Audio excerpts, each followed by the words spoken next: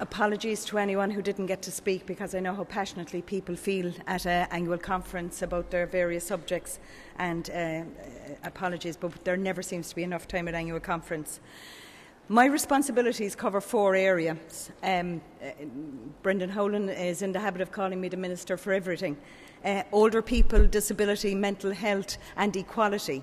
And I think it's the equality piece really that brings them all together. Because if we have equality in the delivery of service, then clearly we will have a better service.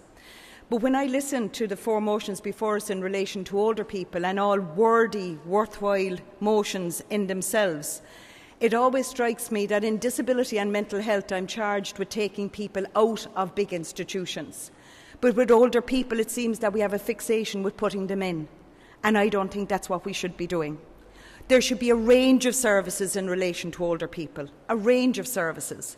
And I think that when we are planning for the future of older people, then we should be very conscious of the fact that we're planning for our future. And if we are lucky enough to get there, because lots of people aren't, then it should be a future that excites us and gives us as much independence as we can. There is, of course, always going to be a need for units where people will need intensive and long-term nursing care. That will always exist. But we should try and ensure that as few of us as possible end up in those units. As few of us as possible. And we should, as the motions suggest, talk to voluntary agencies about supported and assisted living, to allow people to live in their communities for as long as possible and to stay as healthy as possible. I was reading a piece the other day that tells us that children born today have an expectation of living to be 100. That's something we should celebrate. When we think about older people, we should not think about burden. We should think about contribution.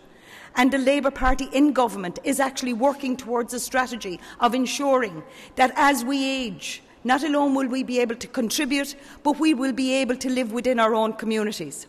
The carer strategy, for instance, which is almost completed and will be published soon, Marie, will be published soon. And because of the dedication of this government and the Taoiseach, and I would have to praise him in this sense, at the very first meeting we had, he said, listen, the carer strategy needs to be developed. And he looked at Joan Burton, whose responsibility it is, and I'm reminding her of it here this morning, and said, Kathleen, will you do it? Because Joan kept silent. So I did, but it's almost completed, and when it is, it will be going back to social protection. That's just to flag that as a concern. Could I then move on to the motion number 60 in relation to mental health? We have managed for the first time, and once again I seem to be praising other people rather than myself today, but I think that's as it should be. Could I just thank Brendan Howlin for ensuring that we got 35 million ring-fenced for the very first time this year in relation to mental health.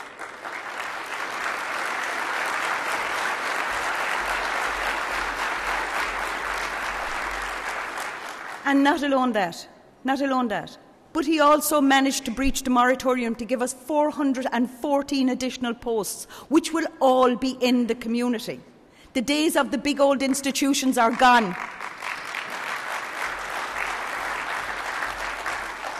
They're gone, and thankfully they're gone. Thankfully they're gone.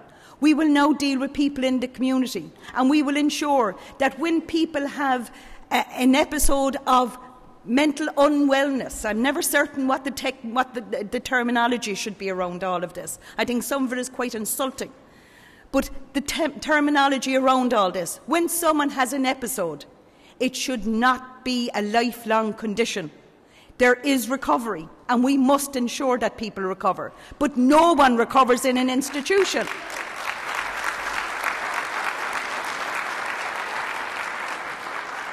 The red light is flashing, and if I haven't covered the subjects that people want me to cover, I'm quite prepared to talk about it, but we are making progress. I think that we can be pioneers in this area.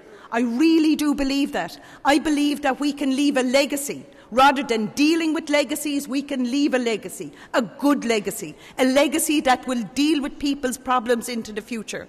Let me finish with one quote from a woman that I'm often quoting, and her name is Barbara Brennan, and I know she won't mind me quoting her because she does it publicly herself. Barbara stood up one day at one of the very first conferences that I attended, and she said, "My name is Barbara and I'm bipolar." And amazingly, that's the reaction she got. No one batted an eyelid. And she said, isn't that peculiar? Imagine if I stood up, she said, and my name is Barbara and I'm chest infection. We must not allow the condition to define people's lives.